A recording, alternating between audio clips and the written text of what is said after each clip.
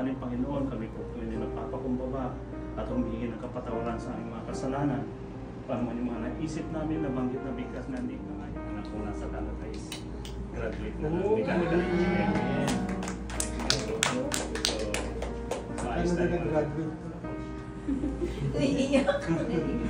Ayaw ko kasi si siya sa naging Sana understand mo. Hi. Tapos nagpapasalamat din po ako, sir, dahil isa ka din po na tumulong sa akin, sir. Bago mo lang po ako. Hindi ako nag-divide, nakauwi din ako natigtas. Hindi ako nabutan ng close ng airport. Hindi yan hanggang sultry. May natutunan ako, marami ako natutunan sa kanya. Unang-una, syempre, yung tapang ng isang leader. Kasi naging presidente namin siya. Tapos, yung Alam mo, naging presidente ako ng Seoul. Actually, hindi ko alam na magiging presidente ako. Dahil una-una, ako lang naman ang taga-GIL doon. Siyempre, pag magiging presidente doon, yung ano din yun, botohan din. Mas maraming sa simbahan. Right? Mas marami sa simbahan, mas maraming boboto. Sabi ko, hindi ako interesado dahil, but you know, if God really would like to use you, you know, itataas ka niya, makikita ka niya. You have to remember na si David, when God chooses him, hindi nagbigay ng CV si David na para maging hari. Ang Diyos ang naghanap kay David. So, sa atin din, ganun din sa buhay natin. Huwag niyo sabihin na hindi ako magagamit, hindi ako, wala akong kakayahan, hindi ako equipped. You know, kasi kung ang Panginoon ay lalaki sa'yo at tatawagin ka niya, He will be the one to equip you. Kailangan mo lang isurrender sa Kanya and go with His journey, not yours. Because the journey of the Lord, the plan of the Lord is always better. Tapos po, yun pa ako salamat ko yung graduation din na darating graduation ng bunso kong kapatid ngayong July 3. Pinagkaagal mo? Oo po, nakakalawag lang. Tapos yun din po sa mga blessing din po na dumarating. Salamat din sa inyo dahil matapos din yung sa anak ko. Ito na, mag-umpisa na ako. Sabi ka naman. Siya pa rin lagi yung nasa likod ko na alam ko na sinusuportaan niya pa rin ako sa mga taong gusto mag-help. Alam mo yun naman sa trabaho, may mga taong gustong nagpapalubog, gano'n. Pero alam ko na nandiyan lang si God na nagpapaangat ng lahat sa akin. So yung trabaho ko, minamahal ko naman yung trabaho. I hope yung na-start ni Kuya Mike is hindi siya mag-end dito.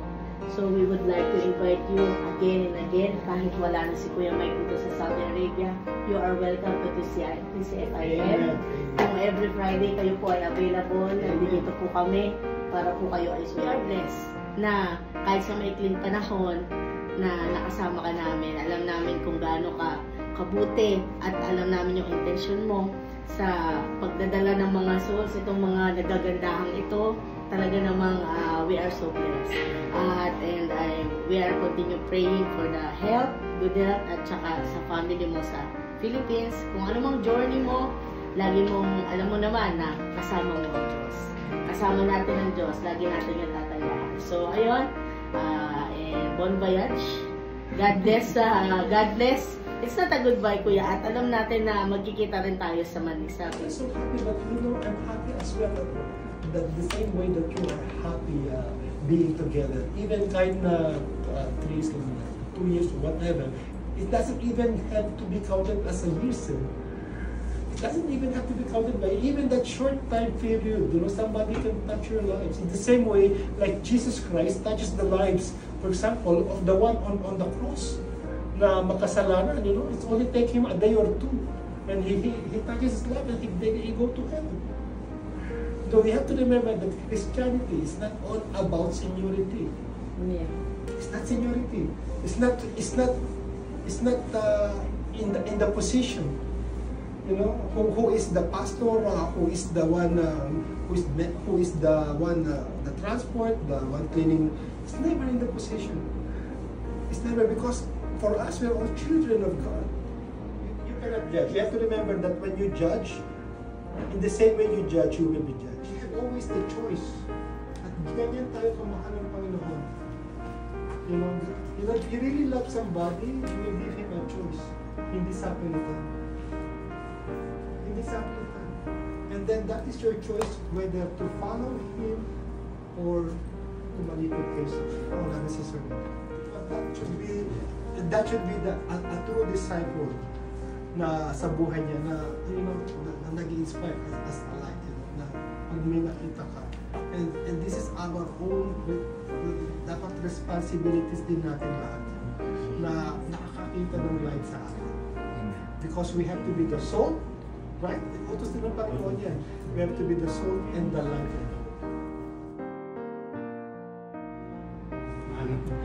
Nakakalungkot kasi si Kuya Mike kasi nung nag-aaral kami sa Sol, siya po yung president namin at ako naman yung vice president. Kadugtungan din niya yun. Pero malaki yung naitulong niya nung ako'y naging vice president niya kasi naging na-expose ako sa maraming tao. Kasi dati sa church lang namin, doon lang ako lagi. Nung napunta kami sa CIJ, nung naging vice president niya ako, na-expose ako sa buong CIJ. No?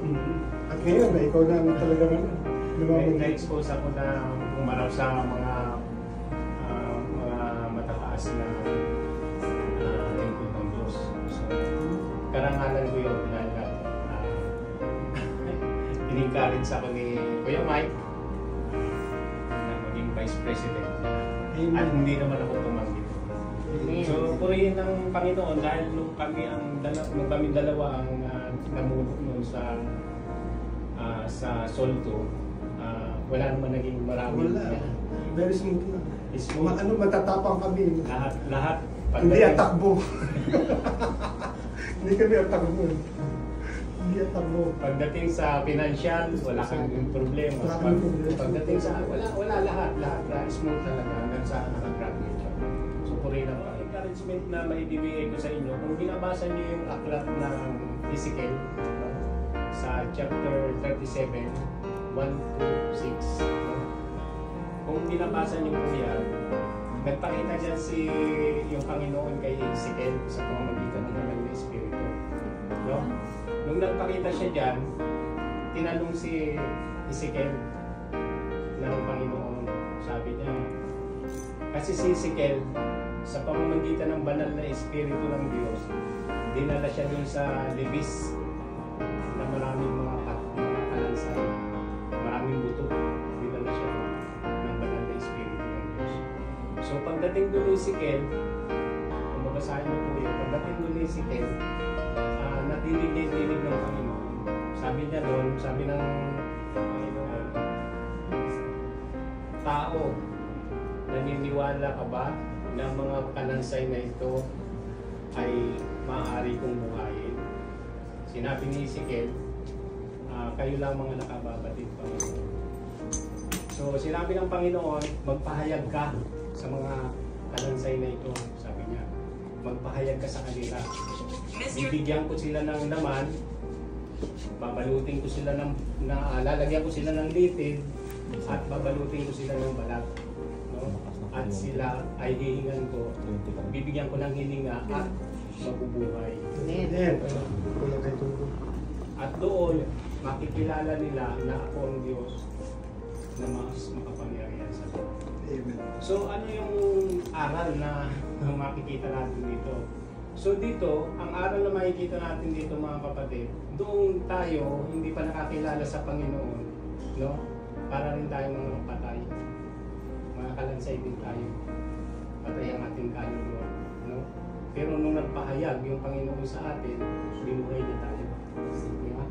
Binigyan niya tayo ng buhay, ng liwanag. So yung liwanag na yun na binigay sa atin, mga kapatid, ingatan natin. At ang may iwan ko sa inyo, huwag niyong pabayaan na mamatay tayo.